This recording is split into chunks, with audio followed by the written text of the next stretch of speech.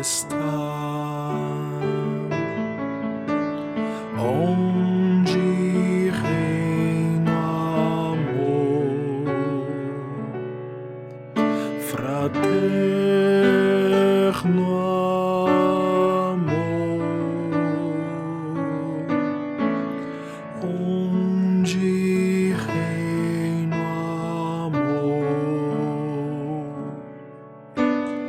Deus aí está.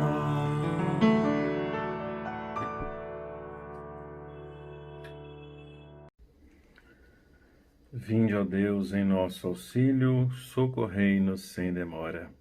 Glória ao Pai, ao Filho e ao Espírito Santo, como era no princípio, agora e sempre. Amém. Queridos irmãos e irmãs, paz e bem. Mais uma vez somos convidados a participar deste círculo bíblico em nossa comunidade paroquial de Santo Antônio.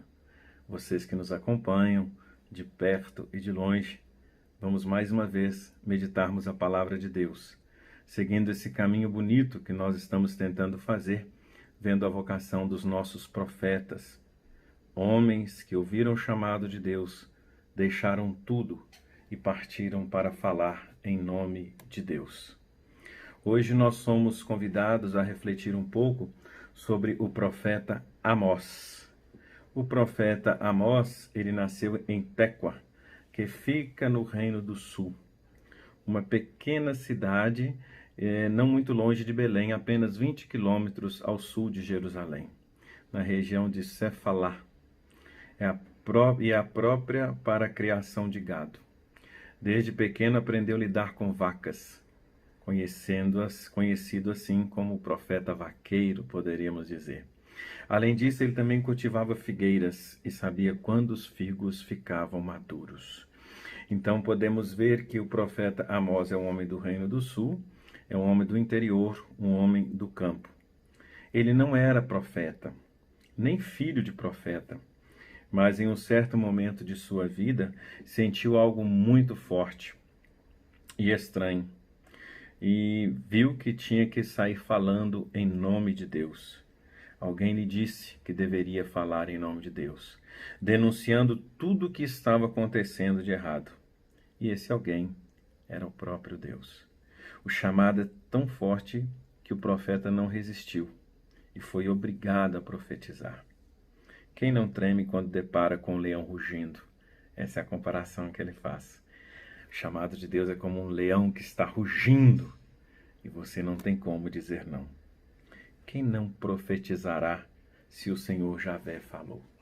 Então nós temos aqui um homem que tem que abandonar seu trabalho, sua vida, sua história e ir profetizar no Reino do Norte.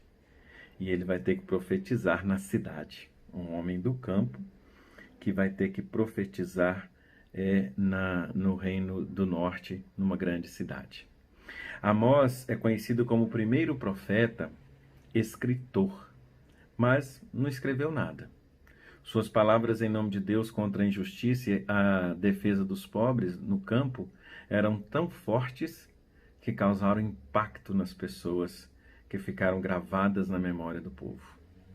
Mais tarde, seus amigos e simpatizantes resolveram escrevê-las para não perdê-las. Então, desde muito tempo, esse conflito entre os homens do campo e os homens da cidade é antigo, né? Faz tempo que isso está acontecendo. Naquela época também uma característica interessante é que alguns profetas, eles moravam no palácio do rei e eram sustentados pelo rei, né, pela corte. Costumavam ser chamados de profetas da corte. Esses somente falavam e prediziam para o bem de seus patrões. Eles nunca iam profetizar algo que não estivesse de acordo com os seus patrões. Amós tem essa liberdade. Ele não é sustentado pela corte, ele não nasceu, ele não é filho de profeta, é alguém totalmente fora, mas que vem falar, então, em nome de Deus. É o porta-voz de Javé. Dizia que Deus mandava dizer o que tinha que dizer, doer a quem doesse. E Amós denunciava as injustiças do chefe de Estado. Imagina o que é isso. no contexto que hoje também nós estamos vivendo. Amós não era saudosista e nem semeador de utopias, não. Era um homem que tinha um pé no chão, que tinha dupla ligação com Deus e com o povo. Se identificava plenamente com Deus pela sua fé, uma fé do homem do campo que deposita sua esperança em Deus. Mas também era um homem que se identificava com o povo, porque vivia no meio do povo, ele não vivia na corte. Quem vive na corte está distante da realidade. Qualquer corte, né? Qualquer corte nos tira da realidade do povo. Era porta-voz do povo, uma caixa de ressonância. Amós acreditava que era possível uma sociedade de iguais. Olha que interessante que ele fala, hein? Ele acreditava que era possível uma sociedade de iguais. Por isso que o povo de Deus foi isso que o povo de Deus experimentou numa época de ouro. O nosso povo de Deus, os nossos antepassados, experimentaram um tempo que todos viviam como iguais. Foi o tempo dos juízes. Nesse tempo não havia desigualdade nem concentração de bens.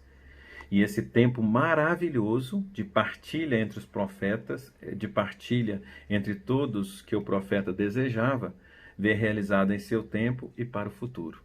Era esta realização que ele profetizava, né? Vivermos como iguais, não ter injustiça entre nós. Hoje daria outro nome para isso, né? Como estão dando muitos que não compreendem. Por isso, Amós não se cala, a fim de não ser cúmplice das injustiças e traidor do povo de Deus. O que eu estou querendo dizer é que falar que somos uma sociedade de iguais vão nos acusar de comunismo, de comunistas, como muitos hoje acusam a igreja ou alguns padres da igreja quando falam de igualdade, de partilha e de solidariedade. Eu arrisco a dizer, como Amós, que aqueles que fazem esse tipo de crítica não sabem o que é comunismo e não sabem o que é o evangelho. Não sabe o que é ser profeta por vocação. Jesus, Deus, nos revela através dos profetas e depois através de Jesus que todos somos irmãos, que não deve haver injustiça entre nós. Devemos nos aproximar cada vez mais e não existir diferenças entre nós. Amós era do sul e foi profetizar no norte, como eu disse, não por vontade própria, mas por ordem do Senhor no reino do norte. Cometiam-se muitas graves injustiças no tempo do rei Jeroboão II. Esse rei construiu um verdadeiro império, um grande império, comparável ao império de Davi e de Salomão. Para manter suas conquistas, fortaleceu o exército. Olha que ponto que ele chegou para fortalecer o exército. Quando a igreja faz denúncias sobre que nós não devemos pegar em armas, em fortalecer o poder bélico, isso é antigo. Olha o que Deus manda o profeta dizer. Chegou ao ponto de explorar a fecundidade das mulheres para fins militares. Ou seja, as mulheres deviam gerar muitos filhos para abastecer o exército de soldados. Com isso, o povo da roça sofria, pois perdia a força dos filhos.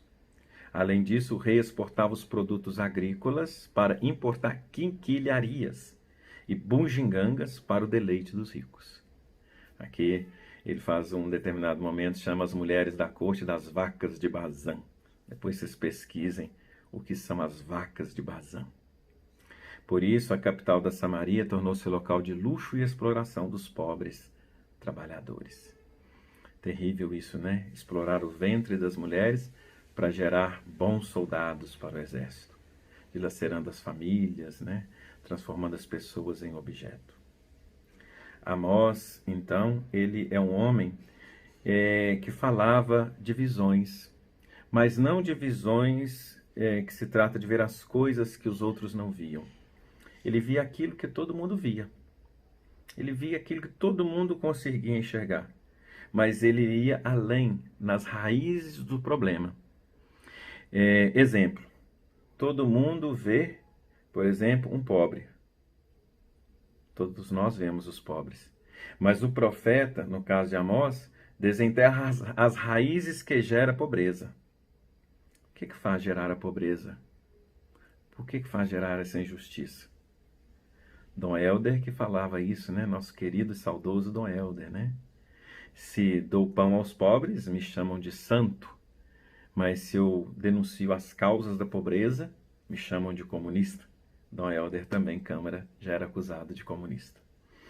De fato, lendo as visões de Amós, podemos notar que não se trata de realidades extraterrestres, coisas além da nossa realidade. Ele está vendo o que está todo mundo vendo.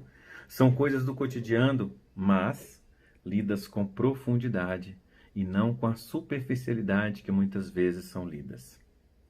O profeta, ele tinha uma capacidade de ler a profundidade dos acontecimentos. Por exemplo, ele previu que o reino do norte, onde ele estava profetizando, acabaria destruído pelos inimigos e o povo seria levado para o exílio. Não era difícil perceber o futuro de uma nação que não cuidava de seu povo. Ele previu o exílio e só não enxergava quem não queria ver.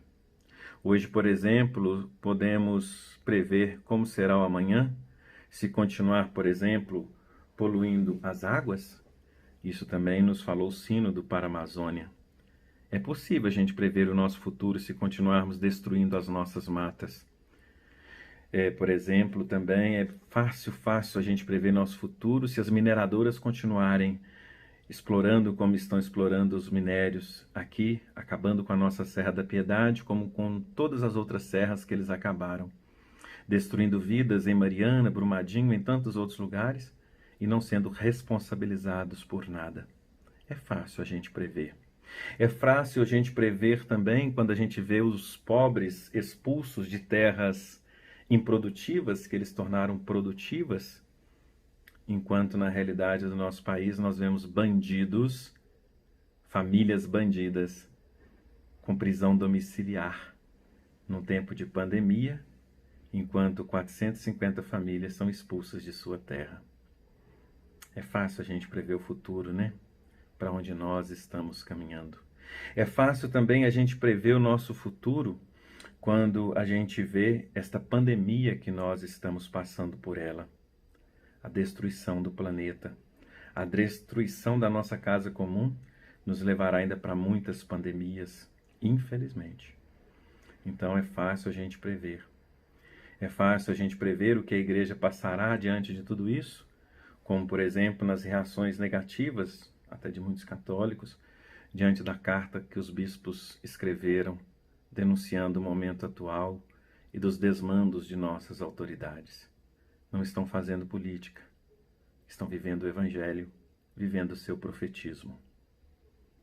Amós era um profeta esperançoso. Amós tinha muita esperança. Ele dizia a esperança, porém que a esperança não cai do céu. A mudança de atitude gera esperança. Nós temos que mudar de rumo para termos esperança. Se continuarmos nesse caminho que eu acabei de dizer aqui, nós sabemos qual será o nosso fim, ou o fim das gerações futuras, que pode ser que a nossa geração sobreviva a trancos e barrancos, mas e dos nossos filhos, dos nossos netos, dos nossos bisnetos? Será que é só mandar para a Europa? Para os Estados Unidos? Nós estamos vendo que a situação é global, em todo o mundo está ficando difícil. Então, a mudança de atitude gera esperança. Para ele era inútil esperar que o exílio não acontecesse se não houvesse mudança de vida. Muita gente está rezando pelo fim da pandemia, pelo fim disso, pelo fim daquilo. Mas e a minha atitude? Eu tenho que rezar, mas eu tenho que ter ação, atitude. Que coisa triste nós vimos essa semana. Uma criança violentada há 4 anos dentro da própria casa. E agora a gente vê cristãos dizerem que quem provocou a violência foi ela mesma, seduzindo o seu agressor. Que tipo de cristão que é esse que joga a culpa numa criança indefesa de 10 anos? Que situação complexa. E não dá para ter uma visão imediata, superficial. Temos que ver o profundo, o que tem causado tudo isso. Como nós temos tratado as nossas crianças, como é tratada a mulher dentro da nossa sociedade, como a indústria pornográfica tem trabalhado também dentro da nossa sociedade. O sentir-se dono do corpo do outro para o meu prazer. Amós poderia estar aqui nos ajudando, ou quem sabe ele está e nós não estamos ouvindo. Essa liberdade de Amós que nós temos que conquistar. Então, não era difícil perceber o futuro de uma nação que não cuidava do seu povo. Ele previu o exílio e só não enxergava quem não queria ver. Hoje, por exemplo, então podemos, ver essas situações que estão vindo. Sendo um homem de esperança, como todos dizem, a esperança é a última que morre. Da cinza do desterro pode brotar a famosa flor. Uma pessoa já cantou, Quem sabe faz a hora. Não vamos esperar acontecer. Temos que mudar a realidade. Como diz Santa Teresa de Calcutá, se quisermos mudar o mundo, temos que mudar a nós mesmos. Vou caminhando para o último ponto da nossa reflexão, olhando de perto o livro. O livro de Amós começa com o comparecimento de 7 nações. Encontramos sempre acusações de um crime e uma sentença diante de 7 nações. As acusações são as violações dos direitos humanos. Deus sente-se lesado nos crimes contra o povo. E muitas vezes a sentença, quase todas elas, a sentença foi a condenação. Essa nação foi condenada. A primeira a ser acusada, isso aqui é Amós falando lá diante do povo do Reino do Norte, e cada um que ele falava, eles aplaudiam até chegar neles. Primeiro ele acusou a cidade de Damasco, que destruiu as terras férteis e as plantações de Galaade. Foi condenado por Deus. Segundo, a cidade de Gaza, naquele tempo Filisteia, a acusação, deportação de populações inteiras, foram condenados. O terceiro, a cidade de Tiro, naquele tempo Fenícia, acusação, entregar populações inteiras, sentença, condenação. Quarto, o país de Edom, perseguir a espada seu irmão e sem ter misericórdia, foram condenados. Quinto, o país de Amon, acusação terrível, abrir o ventre das mulheres grávidas de Galaade para alargar o próprio território, sentença, condenação. O sexto, o país de Moabe, queimar os ossos do rei de Edom, foram condenados. O sétimo, o país de Judá, o reino do sul, desprezar a lei de Javé e cair na idolatria, condenação. O sétimo é o número da totalidade, mas o pior estava por vir. E se chamava o país de Israel, ou reino do norte, onde ele estava. E assim ele fala. Acusação, uma longa ficha corrida. Vender o justo por dinheiro, o indigente por um par de sandálias, esmagar no chão a cabeça dos fracos, entortar o caminho dos pobres, aborrecer o sábado, as festas, por não poderem roubar, mas mesmo assim tramar nesses dias o mal. Fazer da mulher objeto sexual. Olha as acusações e vê se tem alguma delas a ver com o que nós estamos vivendo hoje. Não devolver a roupa penhorada, beber vinho daqueles que estão sujeitos a multas, fazer os narizeus quebrar os votos, impedir os profetas de profetizar. Agravante. Israel foi o único entre todos a receber cuidados especiais por parte de Deus, ter sido libertado da escravidão do Egito. Nem passando por esse cuidado de Deus, Israel não consegue deixar essa vida de pecado. E a sentença foi a condenação. Amós não foi ouvido. Ele voltou para a sua casa, para o seu campo, cuidar das suas vacas e dos seus figos. E Israel foi exilada, foi deportada. Mas esse exílio garantiu depois a vida deste povo. Pelo menos essa condenação serviu para salvaguardar alguns, para depois essa nação retomar o seu caminho. Porque se continuassem somente nessa vida de pecado, haveria uma autodestruição. Mas eles não ouviram o profeta. As provas da culpa de Israel nós podemos ver no capítulo 9, no capítulo 3, até o capítulo 6, no versículo 14. A Samaria capital estava cheia de opressão e roubos. Betel era puro luxo, conseguido às custas de exploração. As damas da capital, aqui as vacas de Bazã, se enriqueceram pisando nos fracos e esmagando, então, os indigentes. O Amós, ele coloca para nós que 5 visões que ele teve, do capítulo 7 ao capítulo 9, ele mostra 5 visões. Como a gente disse, o profeta ele tem visões a partir da sua realidade. A primeira visão foram os gafanhotos. Amós viu uma nuvem de gafanhotos prontos a devorar o capim e rebrotou o que pertencia ao povo do campo. O profeta intercedeu junto ao Senhor e Deus prometeu que isso não iria acontecer. A segunda visão, a seca. Ele viu que as terras ressecadas por grande incêndio, não sobrou nada. O profeta intercedeu junto ao Senhor e Deus prometeu que isso não aconteceria. A terceira visão foi o fio de prumo, aquele prumo que o pedreiro usa, para levantar as paredes. Viu um fio de prumo na mão do Senhor Javé. Deus, vendo se esse povo está no reto caminho ou se o caminho está torto. O profeta se calou e não intercedeu. A quarta visão, o cesto de figos maduros. Amós viu um cesto cheio de figos maduros, pois o povo estava maduro para o exílio. E o profeta calou e não intercedeu. Era hora de ser exilado para começar uma nova vida, porque naquela situação eles não podiam ficar. Quinta e última visão, Amós viu perto do altar, viu Javé, Deus, perto do altar.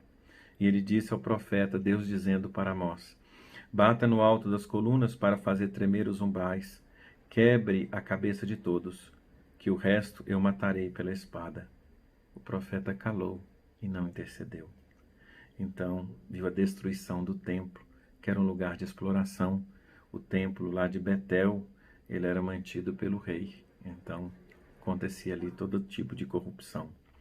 As últimas palavras, portanto, de Amós, que está no capítulo 9, de 11 a 15, as últimas palavras são de esperança. O futuro do povo não é desaparecer no exílio.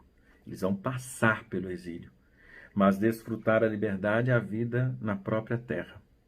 O anúncio de esperança contempla os seguintes passos. E aí esse anúncio de esperança que ele faz no pós-exílio, durante o exílio, é a reconstrução do reino de Davi. Lá estão nos versículos 11 e 12 do capítulo 9. Depois também a prosperidade do povo, resumida em fertilidade extraordinária do solo e reconstrução das cidades. Está no versículo 13 e 14 do capítulo 9. E a ocupação sem fim da própria terra está no versículo 15, o último versículo desse capítulo 9. E assim nós temos uma bela visão do profeta Amós, um profeta que diz na dimensão social e política, mas também religiosa, denuncia uma situação difícil do povo, a situação política, a situação religiosa e aí todo o dano social que isso acontece. Quando se une a força política com o discurso religioso, o caos pode acontecer. Façamos a leitura do tempo de Amós como uma releitura para os tempos de hoje. Que esta palavra nos inspire e nos fortaleça, que o profeta Amós nos ajude a viver também o nosso profetismo, confiando sempre em Deus, que apesar de todo sofrimento, Ele está conosco. Assim seja. Até a próxima semana, se Deus quiser.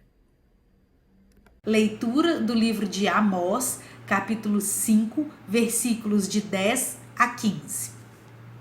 Ai dos que odeiam aquele que condena no tribunal e tem horror de quem fala a verdade. Por isso mesmo, por oprimirdes o pequeno e extorquir-lhe a porcentagem do trigo, estais construindo casas de pedras lavradas, mas nelas nunca ireis morar. Plantais uvas selecionadas, mas do seu vinho nunca ireis beber. Pois eu sei como são numerosos os vossos crimes, sei como são pesados os vossos pecados, exploradores dos inocentes, cobradores do suborno, que enganais o pobre no tribunal. Por isso, nestes dias, quem tem juízo, cala a boca, pois os dias são maus. Procurai o bem e não o mal, para poderdes viver e para que assim, como dizeis, o Senhor dos Exércitos esteja convosco. Odiai o mal, amai o bem. Fazei vencer no tribunal o que é justo. Quem sabe assim, o Senhor dos Exércitos terá misericórdia do resto de José. Palavras do Senhor. Amós é o profeta social por excelência. Ele fala sobre as desigualdades e as injustiças sociais. Ele não era um profeta profissional, ele era pastor de ovelhas e cultivava sicômoros no norte de Israel, perto da cidade de Betel. E foi para essa região que ele falou. Ele falava muito prevenindo, né, a devastação que poderia vir da guerra e das opressões, especialmente porque no período em que Amós viveu, tinha uma guerra entre o norte e sul de Israel, né? Então ele era sempre preocupado com essas condições sociais e espirituais precárias do norte. Então ele estava sempre...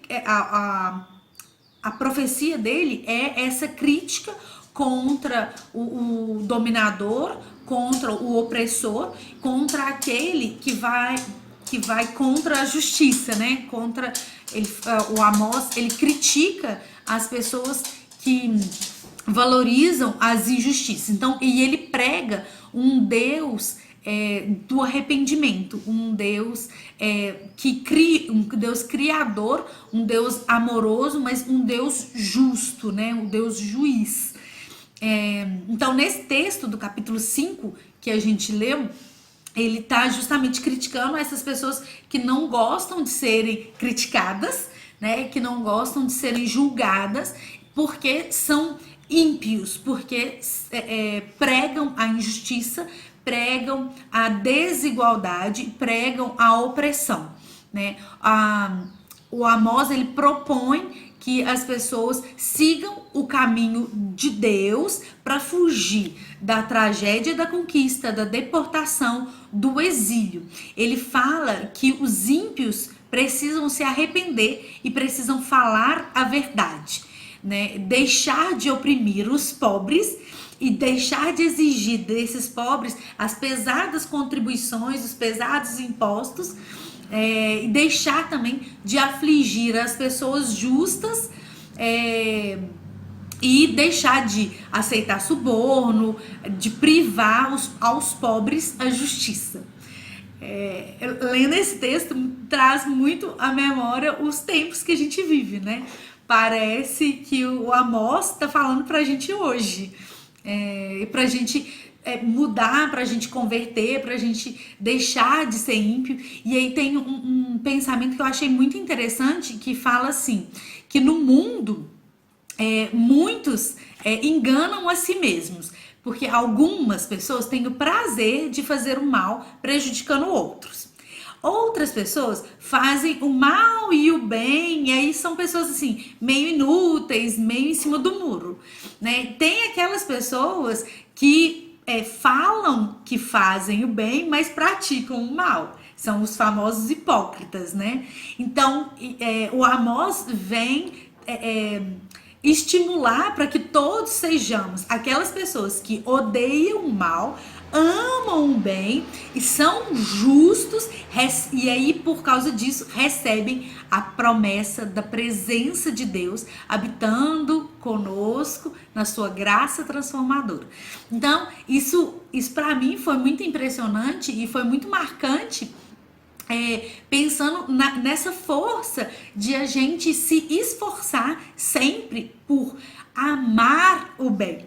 Não basta a gente falar do bem, não basta a gente fazer esporadicamente o bem, a gente precisa amar o bem como um todo. E esse bem nada mais é do que a partilha, a justiça social, o amor ao próximo, né, que é o que Jesus vem pregar, de cuidar do mesmo com o próximo, de entender que o próximo, né, que quem está próximo, que as outras pessoas merecem e precisam o mesmo que a gente. Então, a gente precisa pensar como que as nossas ações estão sendo, se as nossas ações são aquelas que levam o benefício e o amor ao outro, ou se levam o benefício e o amor somente a nós mesmos. E aí o Amós, no texto que a gente lê, fala, né, que porque quem leva o benefício exclusivamente para si não vai habitar as casas maravilhosas que constrói, não vai tomar o vinho maravilhoso que fabrica, porque essas pessoas vão sofrer a justiça de Deus. Então eu fiquei muito pensando nesse texto e me avaliando, e eu acho que é um exercício para nós todos ao longo dessa semana, ao longo dessa quarentena, que a gente está tão afastado, né, uns dos outros, para a gente conseguir, é um tempo que a gente tem para a gente conseguir pensar e se avaliar como que anda a nossa postura. Né? E ao mesmo tempo, usar dessa oportunidade, né, de introspecção que a gente está tendo para já construir um novo mundo, uma nova forma de atuarmos no mundo, de nos posicionarmos, de lidarmos uns com os outros, com mais amor, com mais justiça e com esse apego às coisas de Deus.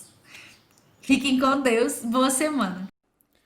Meditando no reino de Deus que esperamos, façamos nosso o cântico que retrata o governante conforme o coração de Deus e renovemos nosso compromisso com a justiça e o direito.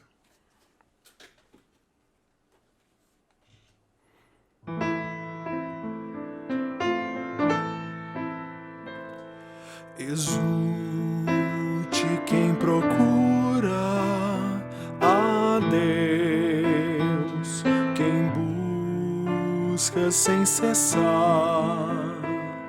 a face do Senhor.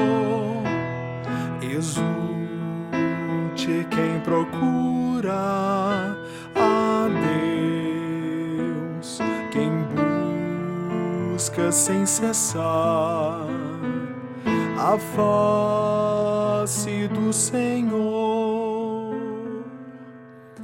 Eu quero cantar o amor e a justiça, cantar os meus hinos a vós, ó Senhor. Desejo trilhar o caminho do bem, mas quando vireis até mim, ó Senhor, exulte quem procura a Deus, quem busca sem cessar a face do Senhor. Exulte quem procura a Deus, quem busca sem cessar a face do Senhor. Viverei na pureza do meu coração, no meio de toda a minha família. Diante dos olhos eu nunca terei qualquer coisa má, injustiça ou pecado. Exulte quem procura a Deus, quem busca sem cessar a face do Senhor. Exulte quem procura a Deus, quem busca sem cessar a face do Senhor. A Deus seja glória por todo o universo, e a Cristo Jesus que o Pai revelou, e ao Espírito Santo divina ternura, que é fonte de paz, de vida e amor. Exulte quem procura a Deus, quem busca sem cessar a face do Senhor. Exulte quem procura a Deus em busca sem cessar a face do Senhor.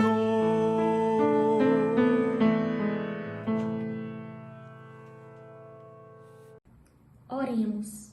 Ó Deus, que preparastes para quem vos ama bens que nossos olhos não podem ver, acendei em nossos corações a chama da caridade, para que, amando-vos em tudo e acima de tudo, corramos ao encontro das vossas promessas, que superam todo desejo. Por nosso Senhor Jesus Cristo, vosso Filho, na unidade do Espírito Santo. Amém. Unamos a nossa voz à do velho Simeão, para que assim possamos ver com nossos próprios olhos a salvação que vem de Deus.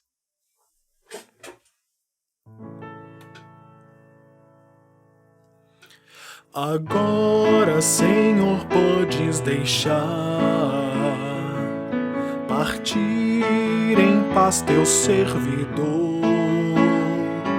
porque os meus olhos já contemplam da salvação um resplendor. Segundo a tua palavra, vi a tua salvação. Manda em paz teu servidor no fulgor do teu clarão. Para todos os povos preparaste a salvação que resplendeu, a luz que ilumina as nações todas, a glória desse povo teu. Glória ao Pai, glória ao menino, Deus que vem, o Deus que vem. Glória seja ao divino que nos guarde sempre. Amém.